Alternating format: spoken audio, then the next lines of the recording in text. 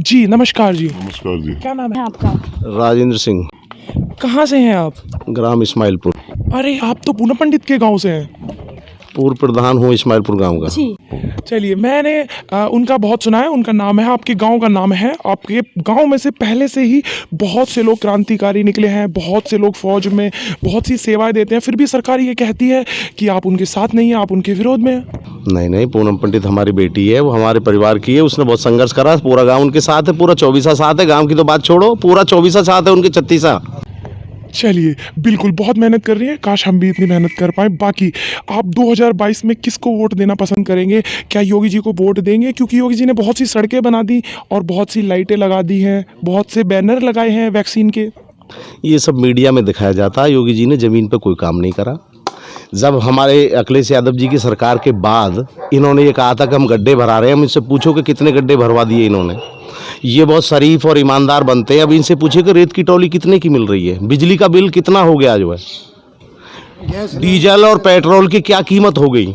मोहन भागवत जी का एक बयान आया है धर्मों को लेकर के, जैसा कि उन्होंने कहा कि हिंदू मुसलमान कभी दो थे ही नहीं। तो कहीं ये चुनाव में फ़ायदा उठाने के लिए मुसलमानों का साथ चाहते हैं?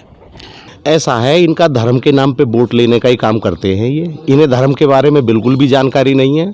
और पूछना इनसे, कभी क्वेश्चन करना, रामायण में ये लिखा हुआ है कि राजा अगर सही ना हो तो उस राज्य में और उस देश में विपदाएं आती हैं, टिड्डी दल आता है, महामारी आती हैं, बीमारियां आती हैं। वही हो रहा है इस देश में। मोदी जी भी योग्य प्रधानमंत्री नहीं है और यहाँ योगी जी भी योग्य मुख्यमंत्री नहीं है, इसलिए इस देश पे आफत आ रही है। वैक्सीन तो दी है ना उन्होंने फ्री में? वैक्सीन क्या दिए इन्होंने फ्री में? इससे पहले इन्हें ये नहीं पता, इनके पास तो ये भी डाटा नहीं है कि हिंदुस्तान में कितने लोग कोरोना से मर गए। अभी तो इनके पास में वही सही डाटा नहीं है। तो फिर आप 2022 में चाहते हैं कि बदलाव हो? बदलाव हो, जनता चाहती है, ये मैं नहीं चाहता, पूरी जनता चाहती है उत्तर प्रदेश की। अखिलेश यादव ने इतने अच्छे काम किए थे यहाँ लोगों को, जो ये आप सम्मान निधि की बात कर रहे हैं, आधों की भी नहीं आ रही। उन्होंने समाजवादी पेंशन दी थी, उस टाइम पे कम से कम 50 लाख से ज़्यादा लोगों को समाजवादी पेंशन दी थी।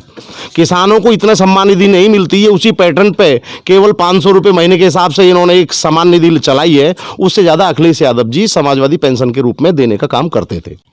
तो फिर 2022 में आप सरकार को हटाएंगे, बदलाव करेंगे, तो फिर आप किस सरकार को लाना चाहते हैं? यहाँ समाजवादी सरकार आएगी, 100% आएगी, कोई दौराय नहीं है इसमें। अखिलेश यादव जी बहुत अच्छे मुख्यमंत्री हैं, याद कर रही है जनता उनको, उनके काम को। चलिए नहले पे दहला, यहाँ के लोग अखिलेश जी को चाहते हैं, नाम की लूट पे आप नहीं इनको वोट देंगे? देखिएगा, ऐसा इन्हें राम नाम के नाम पे ये बन गए, लेकिन इन्हें पता नहीं है ये रामायण में जब भगवान राम वनवास के लिए गए थे और भरत उन्हें मनाने के लिए घर वापसी के लिए आए, लेने के लिए गए थे, तब भरत से कहा था कि आप इस गद्दी पे बैठिए, आप राजा बनिए। तो भरत ने ये शब्द कहा था कि मैं इस गद्दी पे बैठने के योग्य नहीं हूँ। अगर राजा योग्य ना हो तो उस राज्य में बीमारियां, विपदाएं, आपदाएं, टिड्डी दल और महामारी जैसे रोग आते हैं। तो मैं अपने आप को योग्य नहीं मानता इस सीट के लिए, इस गद्दी के लिए। मैं अयोध्या का राजा नहीं बन सकता, मैं योग्य नहीं मानता। तो मैं ये मानता हूँ कि जिस राम के नाम पे ये बन गए, ये दोनों ही योग्य नहीं है। और चाणक्य ने ये बात कही थी, उनसे पूछा था कि आपने चंद्रगुप्त मौर्य को इतना बड़ा एक चक्रवर्ती सम्राट बना दिया, आप इस गद्दी पे क्यों नहीं बैठे? तो उन्होंने ये कहा था कि जिस आदमी ने गृहस्थी ना पाली हो, गृहस्थी ना हो, वो नहीं जानता कि गृहस्थी का क्या जरूरतें होती हैं, क्या मतलब आवश्यकताएं होती हैं। ये गद्दी पे बैठे, इन्हें नहीं पता। और दोनों ही ऐसे ही हैं, एक छोड़ के भाग गया और एक पांडु है जो है, ये दोनों ही ऐसे एक तरह से जो है। तो इन्हें क्या पता, जो औरत कभी माँ ना बनी हो उसे क्या पता प्रसव की क्या पीड़ा होती है। ये गृहस्थी नहीं है, इनके संतान नहीं है, इन्हें क्या पता परिवार कैसे चलते हैं। तो ये बैठा दिए बस एक अपने भगवाधारी बन करके अपने राम नाम के नाम पे चलते हुए, बाकी इन्हें कुछ नहीं पता। अब की बार राम नाम पे इनकी जो है जीत बिल्कुल नहीं होगी, यही कहना चाहते हैं आप? जनता त्रस्त है, समझ चुकी। जब 2014 में माननीय प्रधानमंत्री चुनाव लड़ रहे थे, युवा इस कदर भाजपा को वोट दिया था यूथ ने, हमारे रोके नहीं रोका था। तब वो ये कहते थे कि ये बहुत ईमानदार प्रधानमंत्री हैं, ये जो तुम्हारी जो है CBSE या उसके जो तुम्हारे जो पेपर वगैरह होते हैं उसमें जो है ये सारी जो है रोक देंगे, जो है SSC वगैरह की वो जो सेटिंग वगैरह ख़त्म कर देंगे। लेकिन और भ्रष्टाचार बढ़ गया। पहले सेटिंग 5 लाख में होती थी कांग्रेस के टाइम में, अब 15 लाख में होती है। चलिए 15 लाख में भी हो जाए तो बहुत बड़ी बात मानिएगा, 15 लाख में भी नहीं होती है। सोर्स भी चाहिए, पैसे भी चाहिए। हाँ बिल्कुल।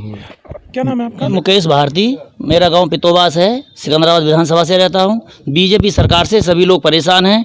डीजल, गैस, पेट्रोल सब एक आंधी की तरह बढ़ रहे हैं। क्या आप योगी जी के कामों से खुश नहीं हैं? कोई भी जनता खुश नहीं है। ये सब मीडिया और लोगों का बढ़ावा है, बाकी ज़मीन पर कुछ काम नहीं है। जनता तो ये बोलती है कि बहुत सी सड़कें बनवाई हैं, बहुत सी लाइटें लगवाई हैं, उसी को विकास समझते हैं। तो आपको वो विकास नज़र नहीं आता? जो आपकी नज़रों में किसान सम्मान राशि भी तो मिली थी। किसान सम्मान राशि कुछ लोगों को आ रही है, कुछों को बिल्कुल नहीं आ रही। गैस सब्सिडी पहले आती थी, अब बिल्कुल नहीं आ रही। ऐसे बोलते हैं कि राशन भी आता है। राशन कुछ लोगों को दिया जा रहा है। क्या राशन पहले भी आता था? राशन तो पहले भी आता था, लेकिन अब कुछ लोगों को फ्री के उस पर जो मोटे वाले चावल होते हैं वो दे रखे हैं। बाकी किसान का लूट के धर रहे हैं कि 1500 रुपये 1200 रुपये कुंटल किसान का जो लागत है वो भी नहीं मिल रही है। कहीं ना कहीं आपका ये मानना है कि जो राशन बट रहा था वो पहले भी बटता है, ये लोग चर्चे ज़्यादा करते हैं। राशन पहले ही बढ़ता था, लेकिन पहले मीडिया सपोर्ट नहीं करती थी। आज जो सपोर्ट करती है, एक जरा सी उसको मीडिया उछाल के दिखाती है। जो अच्छा काम करते हैं उसको नहीं दिखाती है मीडिया। जी, तो फिर आपकी नज़रों में 2022 में आप किसका रुख करेंगे? योगी सरकार का, या फिर अखिलेश सरकार का, या फिर मायावती? किसका आप रुख करेंगे, या रालोद? 2022 में आने वाली सरकार अखिलेश भैया की होगी, किसान भाइयों की होगी, और इसका सफाया होगा यूपी से। आप जातवाद में नहीं बटेंगे? जातिवाद में कोई नहीं बटेगा। मैं जाटव जाति से हूँ। जो प्रत्याशी बढ़िया होगा उसको वोट दिया जाएगा। हमारे यहाँ पे हमारे साथ कुछ मातृशक्ति और हमारी चाची ताई ये भी बहुत सारी जुड़ी हुई हैं, सारे इंतज़ार करके जा चुके हैं। चलिए इनसे जानते हैं। गैस सिलेंडर बहुत महंगा है, तो इन्हीं को वो किल्लत भुगतनी पड़ती है। 2022 में आप समाजवादी की सरकार चुनेंगी, या फिर जो 840 कुछ रुपए का सिलेंडर किया है योगी सरकार ने, या उन्हें चुनेंगी? जी, अखिलेश यादव को चुनेंगे। क्यों चुनेंगी? क्या किया उन्होंने? उन्होंने बहुत कुछ किया है। जी बिल्कुल। चलिए ये अखिलेश जी को चुनेंगी। आइए जानते हैं इनसे इनकी राय। क्या आप 2022 में योगी जी को लाना चाहेंगे? नहीं साहब, अखिलेश सरकार को लाना चाहते। क्यों नहीं लाना चाहते? सुना है योगी जी ने बहुत काम किया। अरे इन्होंने हमारे यहाँ कोई काम नहीं करा। जिला पंचायत में तो इनके अध्यक्ष बहुत सारे बने हैं। जबरदस्ती बने। बेईमानी से, आपका ये कहना है? जी बिल्कुल। एक चाचा और बैठे हुए हैं हमारे पास में, जानते हैं ऐसे आप क्यों बोल रहे हैं कि बेईमानी से बने हैं? जबरदस्ती की लाठीचार्ज करवा दें पुलिस से, अपना धंधा करवा रखा है इन्होंने। जबरदस्ती की सरकार बना रहे हैं अपनी।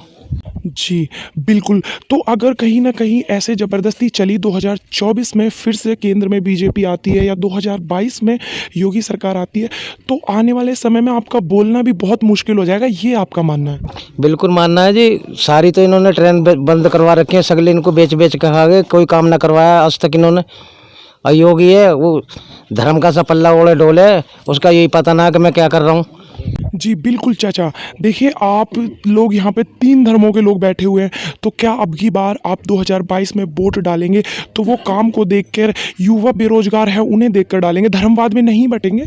बिल्कुल ना बटेंगे जी। और क्या कहते हैं, ये तो गैस भी जो क्या कहते हैं 900 रुपये का कर दिया, अब 920 का दे रहे हैं। 2022 में योगी सरकार या फिर अखिलेश सरकार? अखिलेश ही सरकार आएगी जी। देखते रहिएगा हमारे साथ मौलिक शक्ति न्यूज। चलिए हमारे साथ एक व्यक्ति और जुड़े हैं, आइए जानते हैं इनका क्या रुख होगा 2022 के चुनाव में। जी नमस्कार, क्या नाम है आपका? हरेंद्र कुमार। हरेंद्र कुमार, आप यहीं से हैं? जी। चलिए 2022 में आप उत्तर प्रदेश में बदलाव चाहते हैं या फिर से योगी सरकार चाहते हैं? बदलाव होगा, निश्चित बदलाव होगा। क्यों चाहते हैं? लोग बोलते हैं काम तो बहुत किए हैं योगी जी ने। किसान परेशान है, व्यापारी परेशान है, मजदूर परेशान है, हर वर्ग का व्यक्ति परेशान है। व्यापारी तो परेशान नहीं नजर आ रहा, व्यापारियों के तो शटर बंद हो जाते हैं। व्यापारी भी परेशान है, बड़े व्यापारी परेशान नहीं है, लेकिन जो मध्यवर्गीय और छोटा व्यापारी सब ठेले वाले परेशान हैं। जी, तो आप 2022 में बदलाव चाहते हैं? जी। किसकी सरकार लाना चाहते हैं आप? समाजवादी की, या बहुजन वाली, या फिर आप योगी सरकार? योगी सरकार को तो जाना निश्चित है, और आने वाले समय में जो अखिलेश सरकार आएगी। अखिलेश सरकार ने पिछले 5 वर्ष जो चले थे वो बहुत अच्छे चले थे, अच्छी सरकार चलाई थी, बहुत अच्छा काम किया था। अभी तो आपने देखा जिला पंचायत जो सदस्य के चुनाव थे, सदस्यों को कैसे किस तरीके से प्रताड़ित किया इन्होंने, और कैसे अध्यक्ष बनाए हैं, और क्या रूपरेखा रही है। आपने देखा होगा कि सबसे ज़्यादा जो जिला पंचायत सदस्य थे वो समाजवादी के जीते थे, दूसरे नंबर पर इनके, लेकिन अध्यक्ष इनके इतने ज़्यादा बन गए हैं, ऐसा क्यों हुआ? पुलिस प्रशासन ने चुनाव लड़ा है। माननीय अध्यक्ष जी, राष्ट्रीय अध्यक्ष जी अखिलेश यादव जी ने कहा था कि हर जिले में डीएम और एसएसपी जो है चुनाव लड़ रहे हैं, ना कि कोई प्रत्याशी लड़ रहा है। गाजियाबाद जिले में जो है 2 प्रत्याशी इनके चुनाव जीते और वहाँ इनका निर्विरोध हो गया। गाजियाबाद में इतने जिला पंचायत सदस्यों में कोई टिकट भरने वाला नहीं हुआ, और जबकि विपक्ष में बाकी सदस्य विपक्ष के थे, 2 सदस्य भाजपा के जीते और भाजपा का निर्विरोध हो गया। तो कहीं ना कहीं जो है ना शासन प्रशासन का जो है बड़ा डंडा है, जिससे जो है ये लोग बने हैं। बाकी सभी का जो है समीक्षा होगी और ये उतरेंगे आने वाले समय में जब सरकार चेंज होगी तो।